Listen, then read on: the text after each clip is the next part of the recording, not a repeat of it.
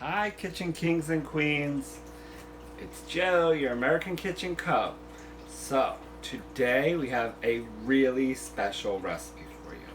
Today we're going to make a local pizza dish from northeastern PA called fried Sicilian pizza.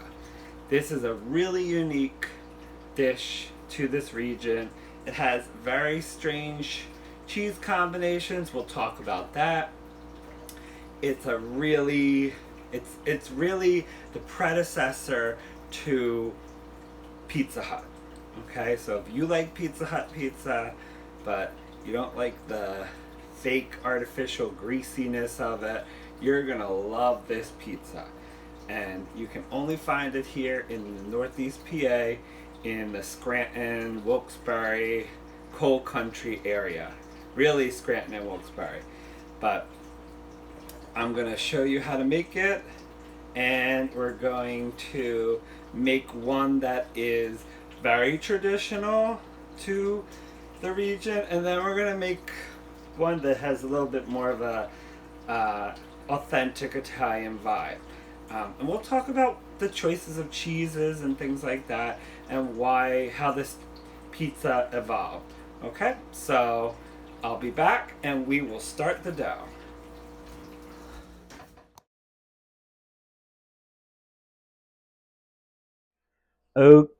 Okay, Kitchen Kings and Queens. So we're going to do this recipe in steps. So the first step is we're going to make the dough because the dough needs to rest. So if you've never made pizza before, just know that you can't make the dough right away and then start using it.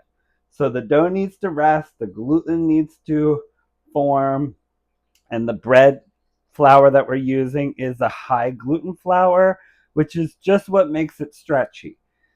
So that's essential if you want like a nice stretchy pizza. So most pizza places use bread flour. That's what gives you that stretchiness. In Italy, they use a flour called dopo zero, which is 00 flour. That flour you can get. A lot of places have it. King Arthur flour, which is a great purveyor of flours, they have a really nice one. The one from Italy is Caputo. So that one's also really good. It's becoming more prevalent because a lot of people are now making pizzas outdoors. If you get like an Oni oven or Uni oven, that allows you to make wood fired pizza. Well, it could be wood fired or gas fired, but it's very high temperature pizza. This is not that pizza. This is a pan pizza, and I'm going to highlight the pan. So one of the things that makes this American Kitchen Cub is that my one of my passions, aside from vintage cookware, is to encourage people to seek out and use American made kitchen equipment. And there's this myth that there is no American made kitchen equipment. There are quite a few really great companies that make equipment for the kitchen. And through my series, especially the one where I teach cooking, I really will take each episode to highlight a series of manufacturers and a series of products that span different price points. So that's part of my mission for this program. So I hope that that is something that interests you, and I hope that that's something that is exciting or interesting to you as well. I think you'll find some really great products, and I try and make it so that depending on what your budget is, if you have an unlimited budget, you can outfit your kitchen great. If you have a tight budget, you could still find made in America stuff. And it's worth the investment because a lot of these American made products are really high quality made products. So for a little bit more money, you'll have something that will last forever that you won't need to ever replace. So that's one of the missions. So we'll talk about that when we get to putting in the pan. I guess if you're looking here, this is my baby. This is my KitchenAid mixer that I got. This is from the custom metallic series that they don't even make anymore. This is the brushed nickel, and it is the 6-quart brushed nickel. So it is a really large mixer. It's not the largest. They make a 7 for the home and they make an 8 for commercial in their professional line, but it's pretty big. In my restaurant, I had a 20-quart Hobart. Hobart, it was the parent company of KitchenAid when it was formed. So I had that, and they go all the way up to like 120 quarts. The standard pizza shop size is a 60-quart, but this is a 6-quart. So this is what we're going to use. Again, if you're doing baking or cooking, a KitchenAid mixer is a really invaluable tool to have. So it's a lot of money, it's a big investment, but it will last you forever. And if they do need to be repaired, they can be repaired. So unlike most things that are really meant to just be broken and thrown away, this mixer is not. This mixer is meant to be used, abused, not abused, but used to its specifications, but it's meant to last. And that's why it's had a place in so many kitchens for so many years. Okay, so enough of that. Let's get into the recipe. So you may have noticed that there is a scale here. We are going to weigh the ingredients for this recipe because whenever you're baking, weight is a more accurate tool. So we're going to use a scale. This scale is, they're hard to find. They still make them, but they don't make them in the US anymore. This is made by a commercial company called Edlund. So if you could find, this model is the DS2 digital scale. I guess it's the second variation of that scale. So if you can find those online on eBay or something, they are really great. They'll last forever. They're very heavy duty. They're all stainless steel. The pan stainless steel. They have a larger pan that you can have there. So that's the scale that I'm using. And I actually have 2 of them. And you can change the settings. So you can change it from ounces to grams. I'm using grams just because the gram measurements are a little bit more accurate as opposed to the ounces. So I'm using, I have 2 of them, like I said.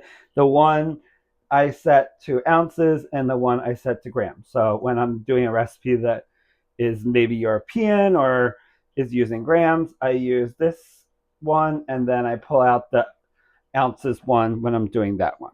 Okay, so we're going to start with the water. Okay, so I'm gonna first put so whenever you're doing this, you need to have a vessel and then you need to tare it. So there's only one button on this scale. It's on, off, and tare. If you hold it down, that tears it. Okay. And what tearing does is it just temporarily stores the weight of this cup. So when I took this off, it now says negative 254. So we want warm water. Okay, we want 70, about 70-ish degrees for the water. I'm trying to see if I have if the digital thermometer's there. It's not. That's okay. So what I'm going to do is I'm just going to go over to the stove or the tap over here, which you can hear but you can't see, and I'm just going to fill up. I got it, and I've done this so many times. I can kind of tell about what temperature I'm looking for. So it's basically what's comfortable for your hand to be put in. That's about the temperature. Now, if you have a thermometer, that's great. You can use that. Okay, so I need 627 grams.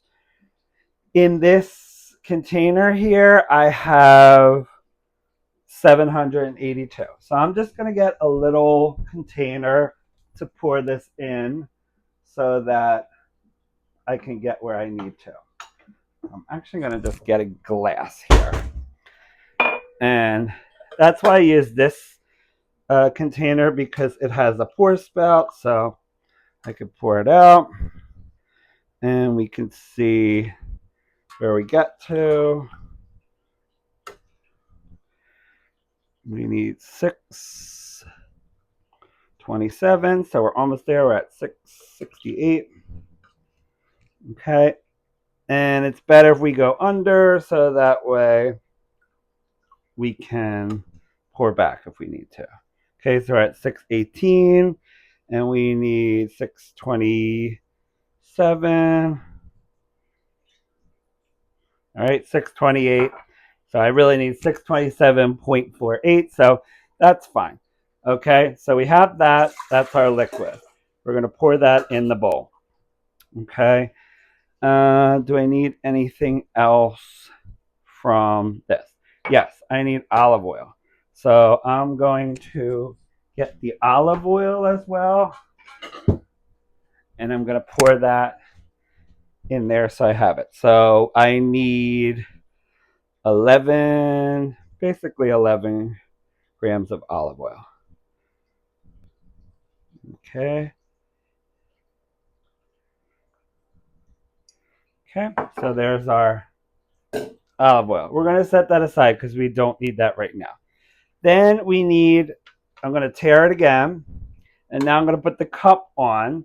Then I'm going to put the little things like the sugar, the salt, the yeast in there. Okay, so we're going to tear it back down to 0. And the next thing we need is our sugar. Okay, so I'm going to just pour that in there. There's some chunks in there. That's fine. So we need about 18 and a half grams of sugar. Okay, so what is the sugar for? Who wants sweetness in bread? Nobody. That's not what it's there for. It's not for flavoring. The sugar is there as food for the yeast. That's what gives you the bubbles, and that, which is the carbon dioxide, and that's what makes the bread, or in this case the dough, rise. Okay, so that's why we're putting sugar in there. It's not for flavor. It's not for sweetening up the dough. It's to feed the yeast. Okay, so just about there. There we go. Okay, so now I'm going to pour that right into the mixer, and I'm going to just kind of dissolve it. And then the next thing we're going to add is our yeast. Now, I keep my yeast in the freezer, or not the freezer, the refrigerator. You can also keep it in the freezer. It keeps longer. It keeps pretty much indefinitely if you do that. Okay, so we need 9.3 grams of yeast.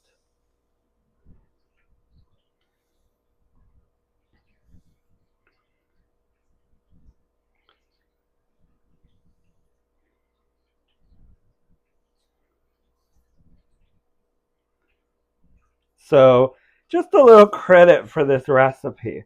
The dough recipe and the general recipe are from Northeast PA Pizza Review.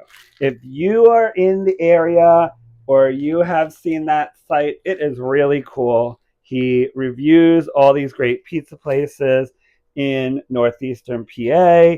He looks at all different types of pizza styles, including the traditional ones up there, which are the Old Forge style and the fried Sicilian and the paghish, which is the potato pizza, and he really does a great job. And he seems like a really cool guy. Hopefully someday I'll meet him. I have not yet, but he seems really cool. Okay, so before I get rid of this, I'm going to also do the salt. We're not going to put the salt in yet because the salt actually slows down the process. Okay, so we need 18 and a half grams of salt.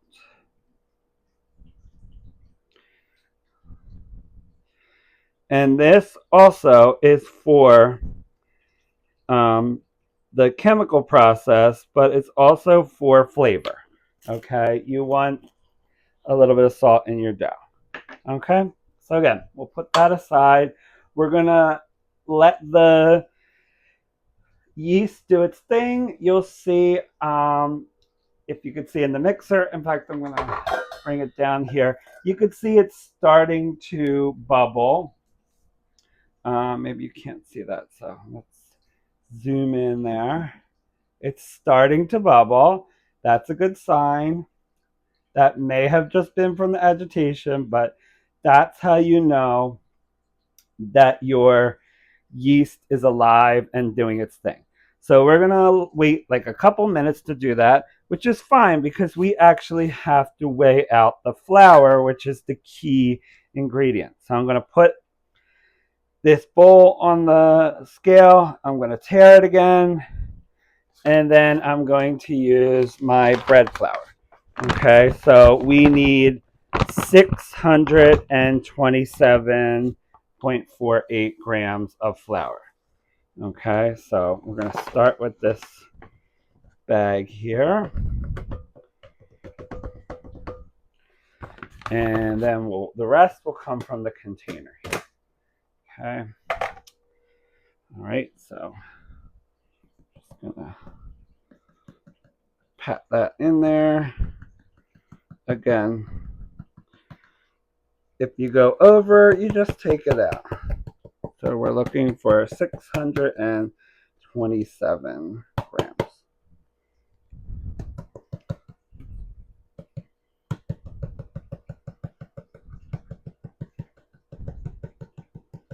All right, so we're at 550, almost there.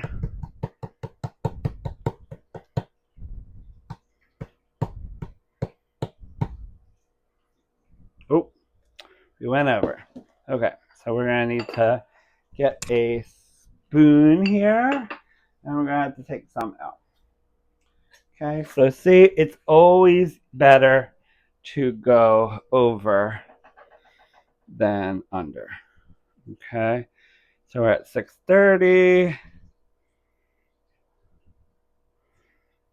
All right, there we go. We need a little bit more.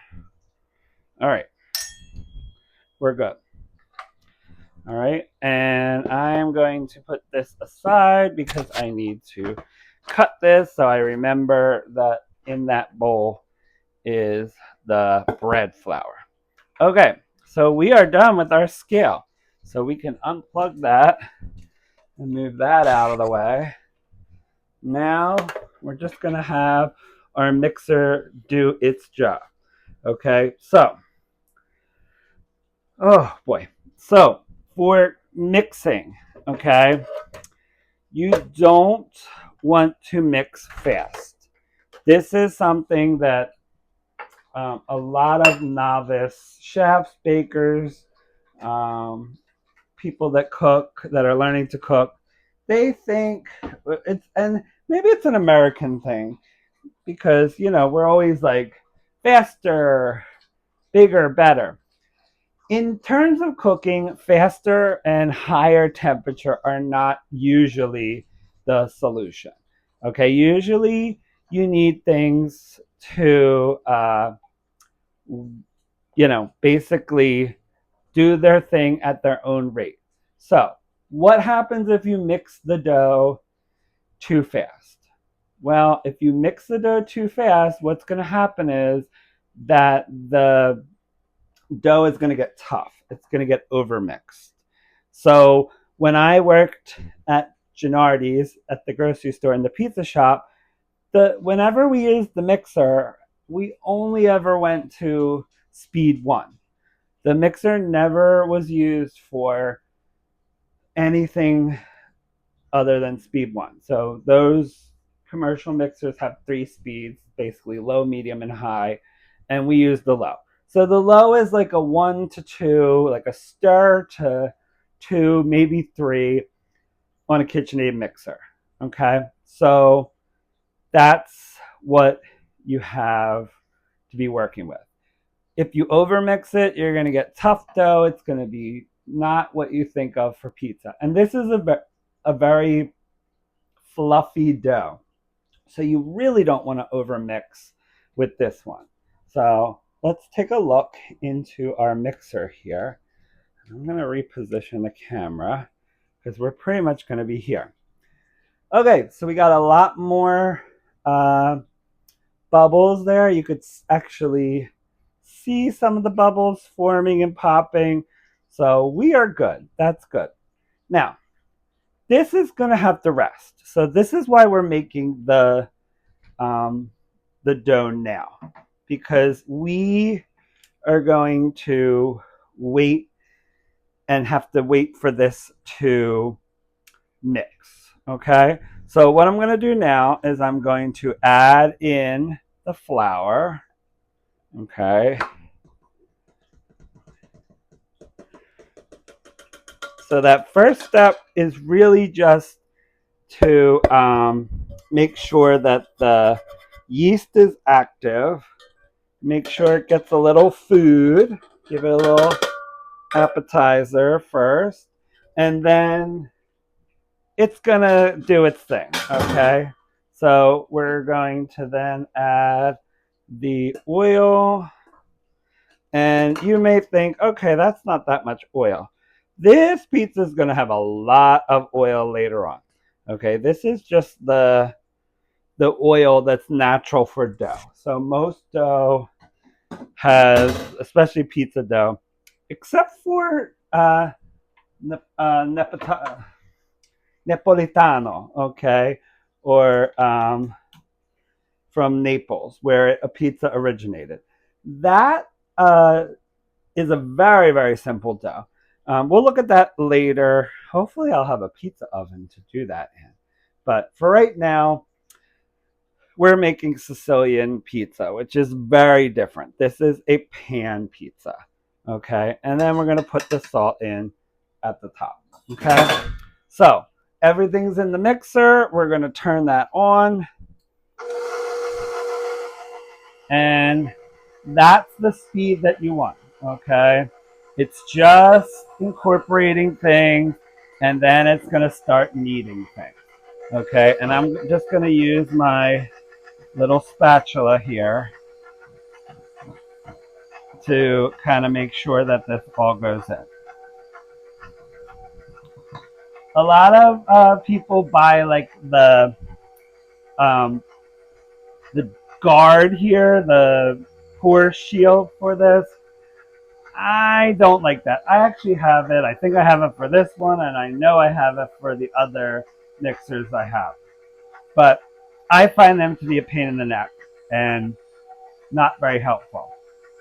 Especially because I like to, if I need to, get the spatula in there. Now, you don't want to really get this involved. You could hurt yourself. But if you know the movement of the mixer, you can kind of work with it to make sure you get this stuff in. So, okay. So this is made by Volrath, and it is a rubber spatula. I don't think they make them in the U.S. anymore, unfortunately, but these were made in the U.S. They were made there for a while. But they are invaluable. So these are really good. And this one is unique because it has like a scoop I use this one probably more than any of the other ones. Okay, so I'll show you what the other ones look like. This is the bigger one. Okay, notice it's much longer and it's more like a paddle spatula. And then there's a smaller one like this size, but with that flat scraping edge. Okay, so if you're looking in the mixer here, you can see that it is starting to come together. The dough is getting a little liquidy, but you can see on the side that there is still some dry. So the mixer will likely get that and incorporate it in. If not, we'll take it. In fact, let's do that now. We'll take it off, bring it down, and just give it a little scrape. Okay.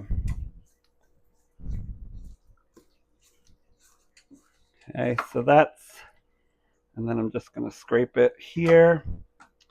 Okay, that's going to back on. And, oh, there we go. Too high. Okay, so that's going to go. It's going to knead this dough a little bit. And then we're going to let this dough sit and do its thing. Okay, it's going to rise. It's going to double in size. And once it doubles in size, then we're going to ball it up. And we're going to put some of it in the refrigerator. And then some of it we're going to make the pizza with. So I believe we'll get about three to four balls out of this mixture. Okay, so we will return when the dough has proof and when we form the balls.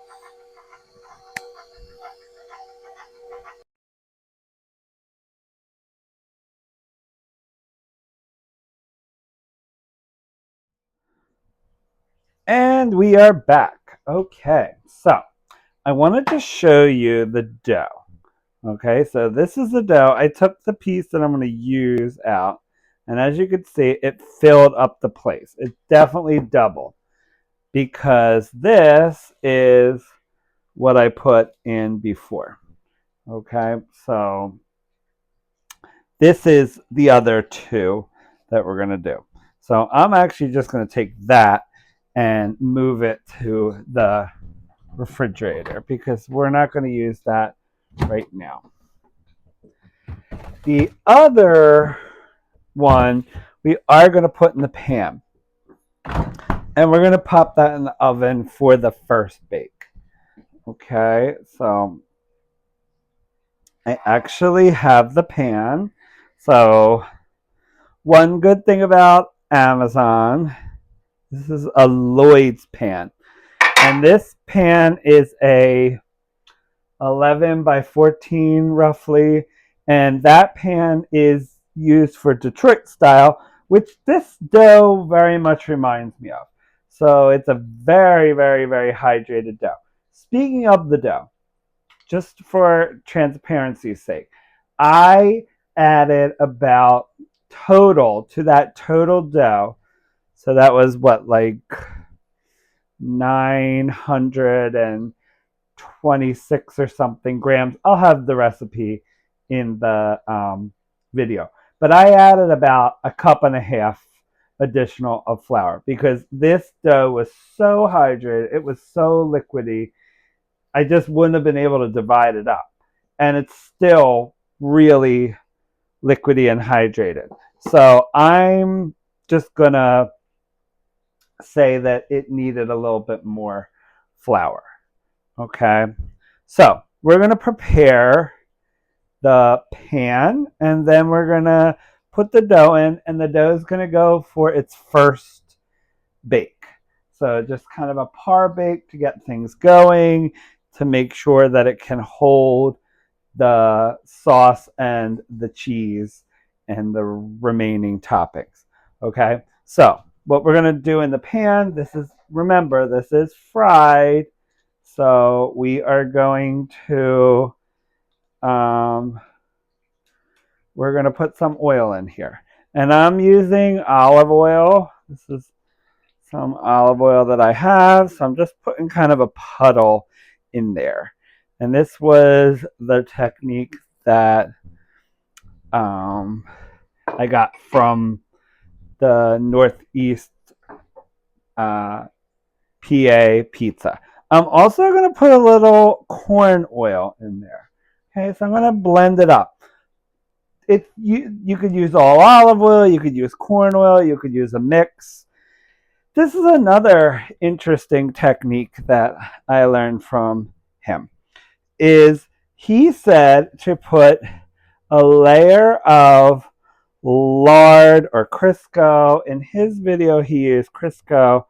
I have some bacon fat here, so I'm going to use some of my own lard here. No pun intended on me. But I'm just going to...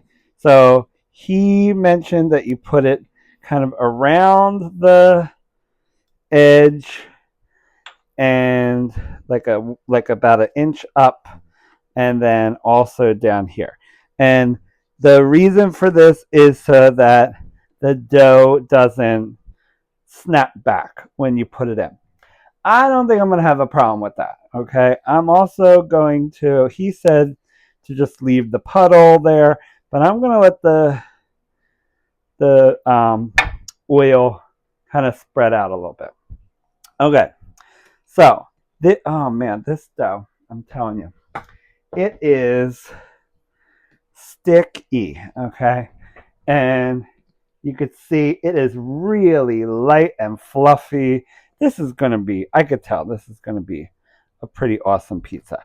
So I oiled this dough cap here, and I oiled the top of the dough. So you do not, look at all this delicious, wonderful airiness that you put in there. You do not want to get rid of that. So I'm just going to plop the dough into the pan, and then I'm just going to kind of plop it out with my fingers, okay? So if you have ever made focaccia, this may be very familiar to you because it's very much like that, okay? And notice I'm just kind of pushing it, and there is a lot of oil there, so this is going to be something else, okay? So we're just gonna, and of course we are getting the snapback, so I don't think I put enough on there, but that's okay. We'll make it work. Okay, so that kind of was supposed to keep it in the corners, and it's kind of doing that. Okay, so we are gonna let this, I think I'm gonna actually let this rise in the pan a little bit too. Okay, so that's another technique that you can do. You can leave it and let it rise in the pan. Since it was not really sticking, if I let it rise a little bit, I think it might give it some more body and allow it to kind of fill the pan a little bit more. So I'm going to let that rise. I'm going to cover it with some cling film, and then I'm going to let it just do its thing. And I'm also cleaning off my dough cap here so that I can use that for another dough ball. Okay, so we're going to get some cling film here. We're going to pop this on.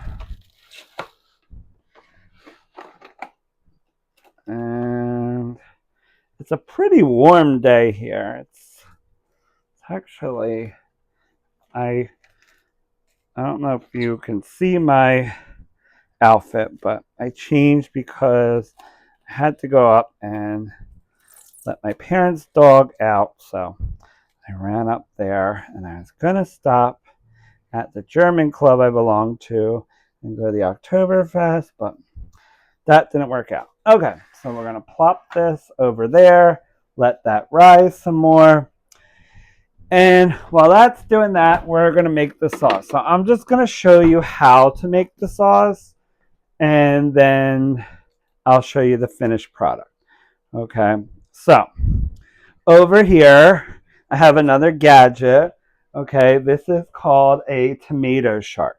Okay, and this is a little device that goes in here and it just kind of cores the tomato.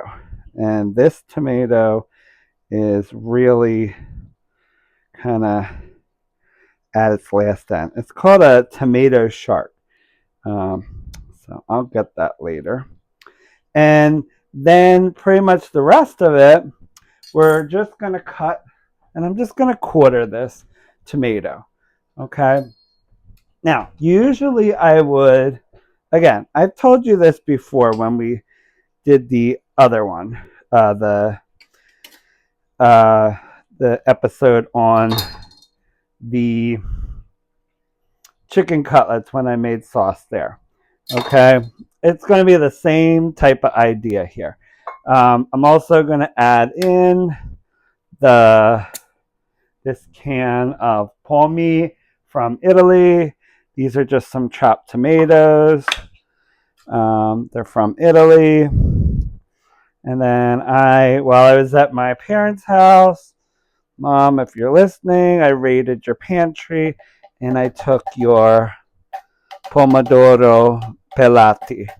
So she also had some peeled Italian Santa Lucia brand peeled Italian tomatoes. So I'm going to throw those in. But let's do this one first, okay?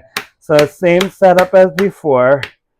You got the tomatoes, the stuff that doesn't make the sauce smooth goes out the side here, and all the good stuff goes through and becomes the sauce. Okay, so I'm gonna crank it. There we go. Now we're hitting some tomato. And just like I did last time, if you don't cook the tomatoes that you're running through here, you know, just run it through twice. It's really not going to hurt. All it'll do is maybe get you out some more sauce. Okay, so jamming that down there, and then the machine does the rest. Okay, I'm going to do the same with this can, and these are peeled, so they're going to really plow through that. Okay, and wow, that was wonderful. Okay.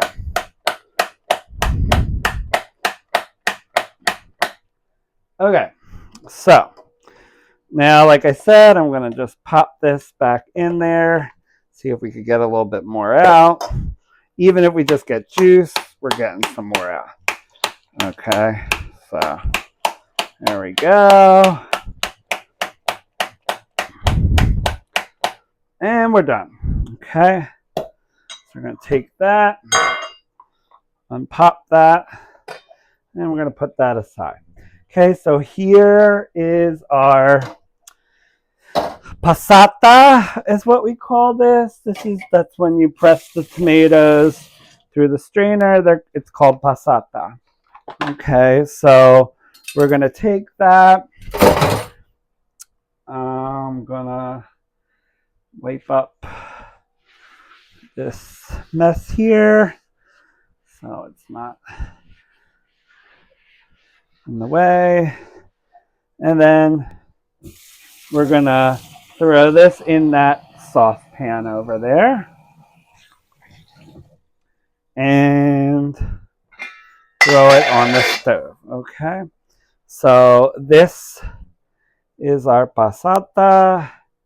We got a nice amount there. It's good pulp and liquid. So that's what we want for our sauce. Now, pizza places, especially that are not really traditionally Italian, they are going to put lots of stuff in their sauce. They're going to put, I'm going to put a little olive oil in there, just a little. That's what we call heavy pizza sauce. The olive oil makes it heavy. And then I'm going to put some of this fancy garlic salt in there. Okay, so you want salt. I like salt. I think you need the salt. It wakes up the tomatoes. And this is flaky salt, so you need a little bit in there. And there's also, like, I think there's parsley in that. Let's see. What does it say?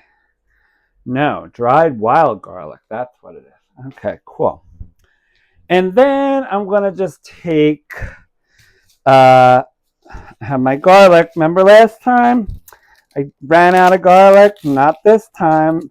And I only got garlic. I got these mutant, enormous garlic. So we are packed. I got this fun little garlic basket. So what I'm going to do is I'm going to take my mutant clove here, and I think one is more than enough for this sauce. Okay, I'm just going to take it, and so that it goes in there real good, I'm just going to grate that in. Now, this is just a base of a red sauce. Okay, it's very similar to what I did when I made the quick sauce. Someday we'll make what they call a Sunday gravy or a Sunday sauce, depending on what you call it. But that involves a lot more. That's the kind of sauce that my mom makes, which is really, you put meat in, you braise the meat in the tomato, all that fat from the meat renders in there. You have oil. Oh, it's heaven. But it takes a long time. It's something that you start at the beginning of Sunday before you go to church, and then you let it kind of sit there and do its thing all day long. Okay? So it's not something that you just make every once in a while. Okay? So we made our sauce there. Okay? And I'm going to just stir this to make sure it's all in there. We may need to add some more salt. We may need to add some more, a little bit of sugar, depending on your tomatoes. So sugar, again, is not necessarily used for sweetening. It could be used also to neutralize. Okay, you can use baking soda. You can use a very small amount of baking soda to change the pH and make the tomatoes less acidic if they are acidic. But we'll have to see that.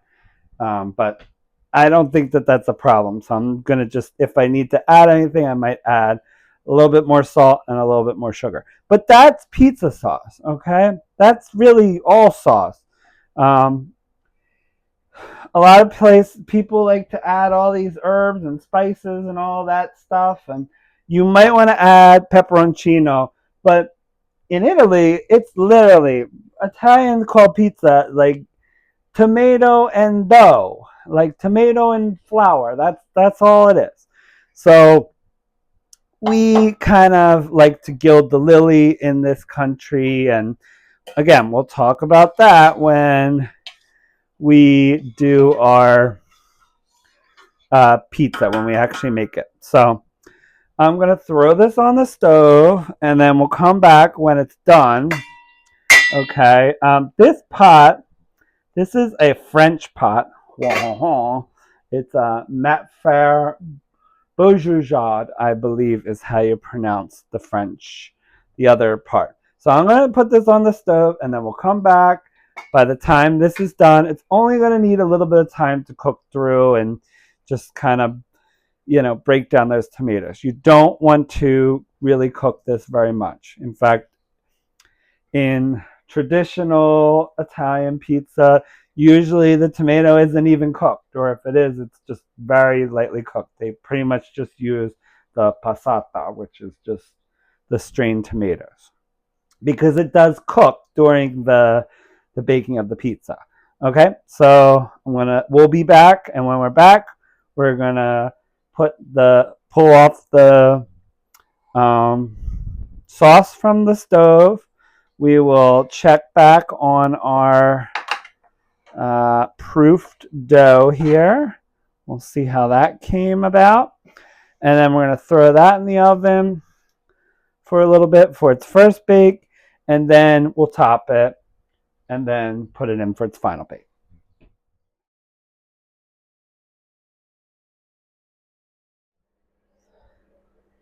Welcome back, Kitchen Kings and Queens. Okay, so we're going to start here and look at our dough. It just puffed up a bit. We finished our sauce. It looks nice and red and delicious. You may see there's strands. That is because I grated the garlic. And that grater really makes these strands in there. So in the background, you may be able to hear the convection oven preheating. So we're preheating that to 425. The sauce was a little flat. It did not need sugar. The tomatoes are really delicious in terms of sweetness. It did, however, need a little bit more salt. I put a little pepper. I put my little Pepper Palace chop seasoning in there, which has pepper, salt. I put some garlic salt in there too, to just brighten it up a little bit. So it just needed a little bit of that. And I didn't go crazy because the cheese is going to impart some saltiness, especially the cheeses that we're going to choose. So while that is working and doing its thing, we're going to look here at our cheeses. And we're going to use our food processor here to grate our cheeses. And this food processor, I'll put the onion there. This is a Cuisinart, and this is really cool because this is actually the only Cuisinart that was made in the U.S. Even the first Cuisinarts were not made in the U.S. Cuisinart was a company that was formed to import the RoboCoupe, which is the food processor that was made in France. And it's still made in France, and it's still the gold standard of food processor. So we'll talk about that in a second. But I'm going to pop this in. You could see I kind of pushed it into the corners. So we're going to give it its par bake in the convection oven. And I'm using my, I have like a microwave convection oven above my stove. You may have seen that. So I'm using that instead of the big oven just because it takes so much more energy to heat that up. It takes so long. As you heard, that took like maybe 5, 10 minutes at the max to heat up, to preheat, because it's a very small oven. So that's why I like using that. So back to Cuisinart. Cuisinart was just an importing company from France. RoboCoupe is the company in France that makes and made the original food processor and they continue to make them to this day. So the corporate, the industrial ones, they sell under their name brand. You can find them in England and actually around here. The one that I use primarily is called a Magimix, and Magimix is just like Cuisinart. They Robot makes the Robocoup makes the uh, food processors for them, and they name it them. They also made them for Cuisinart for a very long time. And then after the first iteration of the modern Cuisinart food processor, they started making their own in China. So this was made in the United States, and I'm very curious to find out why that was, but there was just a couple of them, and I think it was only this, what they called Cuisinart Classic, that was made in the US. So, enough of that. So, the cheeses. We are using a Wisconsin cheddar here. Yellow, or I'm sorry, not yellow cheddar, white cheddar. So, I'm going to cut that, and that's going to be our first cheese. We're also going to use a mozzarella, and when I make the other pizza, we're going to use a different combination. Okay. So, there we go. Okay. Does a darn good job. And I'm going to use this little container here. And we're going to keep these. So when you make this pizza, some places use slices. I have to talk or apologize to Jim from Northeast PA Pizza Reviews because I did not follow his directions to the T, and that's why I had to stretch my cheese or my dough a second time, because he explicitly says do not let the oil go to the edges. Okay, and I sloshed it around, and that's why it didn't exactly work. Okay, so the other cheese we're going to use, I'll put this one aside. I got this huge for Bobby, huge block of mozzarella cheese. It is like, I don't know, it's got to be at least 6 or 7 pounds. So I'm going to slice more of that just because that I'm going to use tomorrow as well. But this is your more common and more traditional cheese. Okay, so why did they use cheddar cheese? And some places actually use American cheese in Northeast PA. Well, I don't know exactly, and I'm sure somebody does that can shed light on it, but let me just finish this.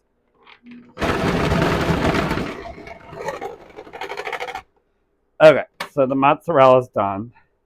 Mozzarella, really, if you can freeze it for a little bit, or at least put it in the freezer for a little bit, it really helps with shredding. So I'm just going to leave that in there and continue with the story. Okay, so there is a pizza place in Hazleton called Sinape's, and I read that the matriarch of that pizza place, she didn't like the blandness of mozzarella, and she wanted a cheese that would be a little bit more flavorful. So that they use a cheese they call scamoots, okay, which is probably a variation on the cheese scamorza, but that I don't think was the cheese that they used, but maybe the cheese that they use. It's kind of like a trade secret. I need to put this in a little bit longer, so I'm gonna put it in for like 6 minutes. I'm gonna put it in for like another 4 minutes. Sorry, I'm multitasking here. Okay, so pizza came about in the United States after World War II. When the GIs came back, there was a hankering for pizza that they had when they were stationed over in Italy. So, that being said, we had the only Italian cheese that was really made here at that time, if it was even made anywhere, was mozzarella. Okay, because that's an easy, it's a fresh cheese. So Italian communities were making mozzarella because it's very easy to make. It's something anyone can make. I'm going to make it, and we'll do an episode of that as well. So mozzarella was really the only Italian cheese that Italians could have access to.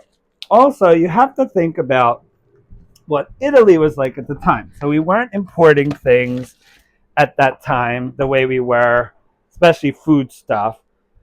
But also, Italy had just been through the war, and they were not not on the side that we were. Okay, they were an Axis power with Mussolini, so we wouldn't be really importing stuff from Italy at that time, even if we were. But it just wasn't common.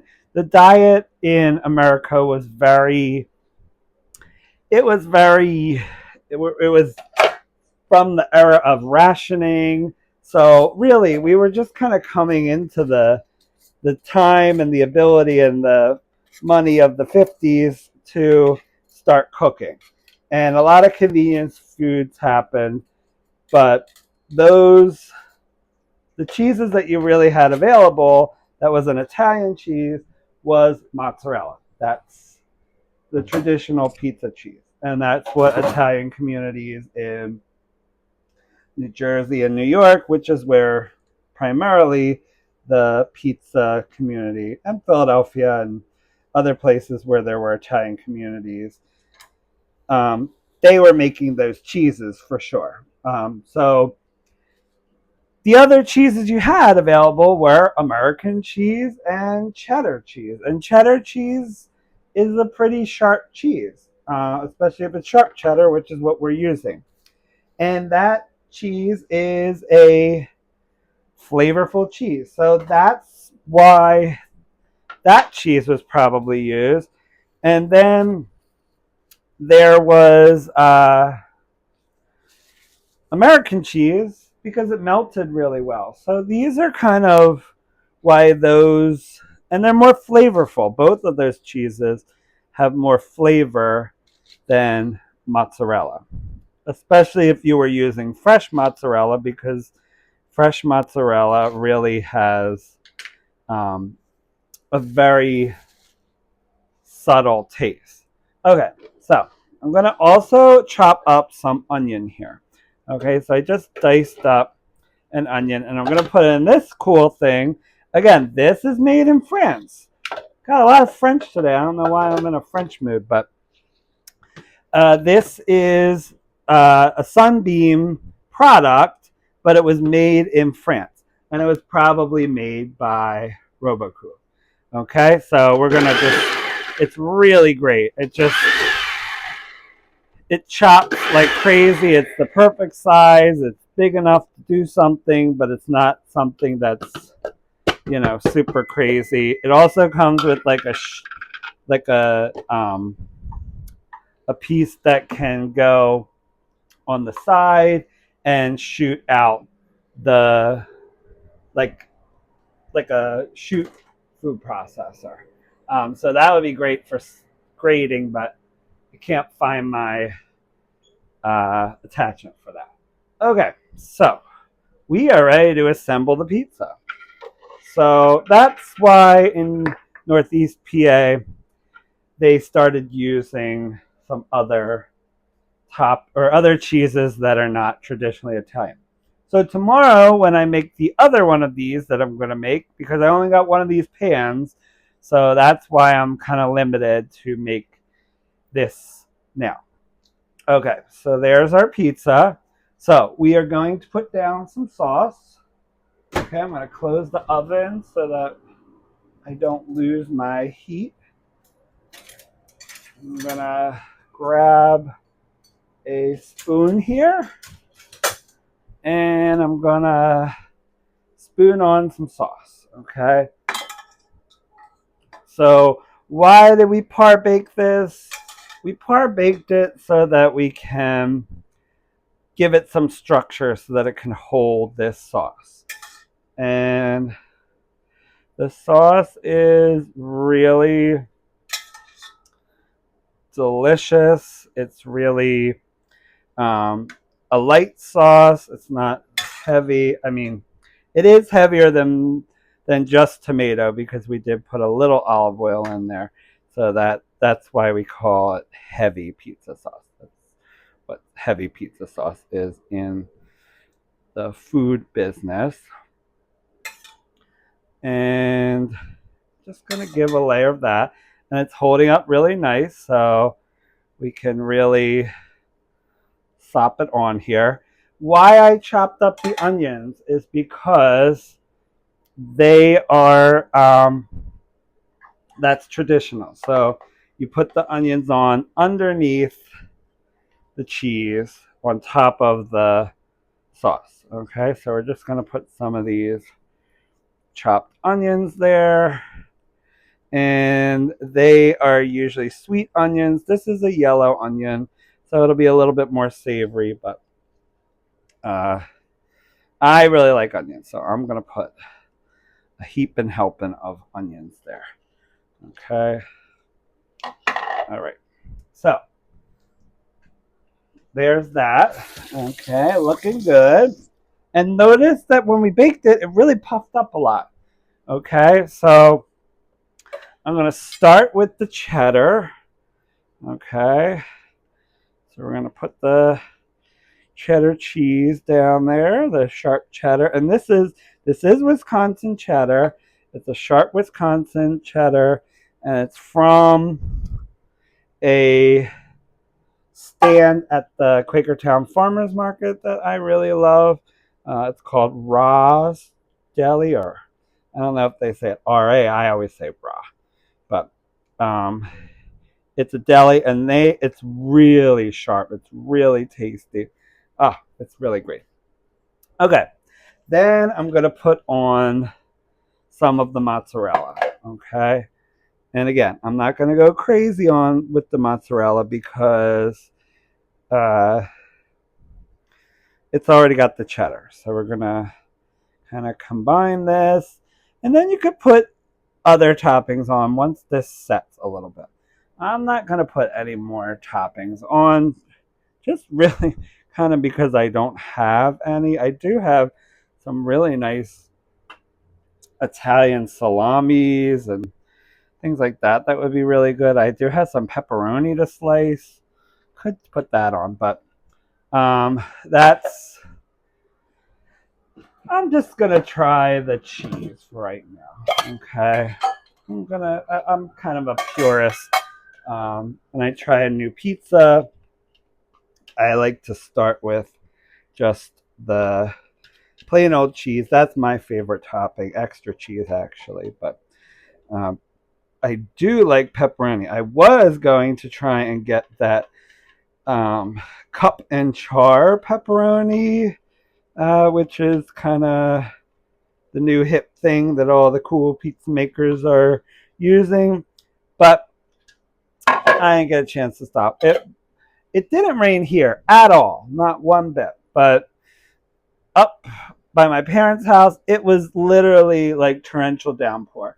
And my parents are selling at the flea market, so I was really worried that they were gonna get hit by rain, and I don't know where they would be, but it would have been horrible. But fortunately, they didn't have any rain. Wow, that was like 7 cop cars that just went by.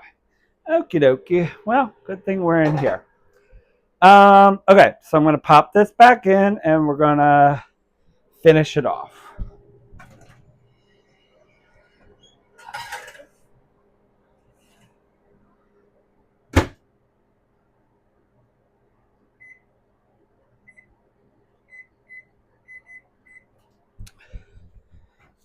So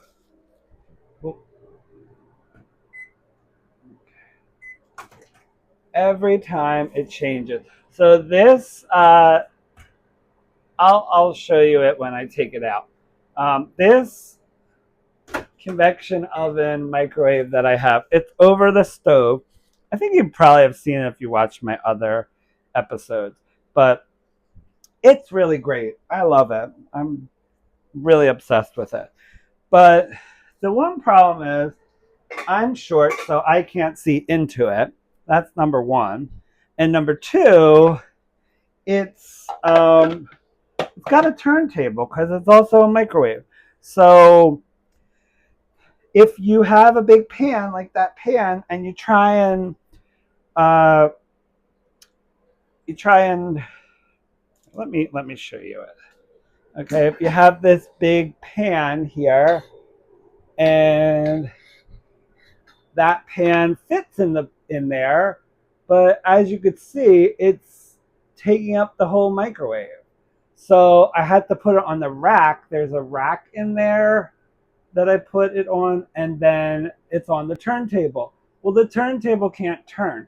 So if you turn it off, then it doesn't bang against the sides of the microwave or the sides of the oven. It's not a microwave, it's an oven. So it actually works, as you can see here, as both a microwave. There's convection, and then those low bake mix and high bake mix, those are combi. So it's a combination of microwave and the convection oven, which is really great. I use that sometimes. They have very specific settings, and they tell you what you can use when. So this is really great. If you are building a kitchen and you want to uh, make your kitchen, if you're designing one, I highly recommend that you get an appliance like this. Okay, so I'm rambling. We'll come back when this is done and we'll give it a try. Okay, kitchen kings and queens, are you hearing this? That is the sizzle, crack, and pop of this pizza. Okay, here's the big reveal. Da, da, da, da, da. There it is. Oh, does that not look delicious? Golden brown and delicious. Okay, so the true test is if the bottom is nice and crispy.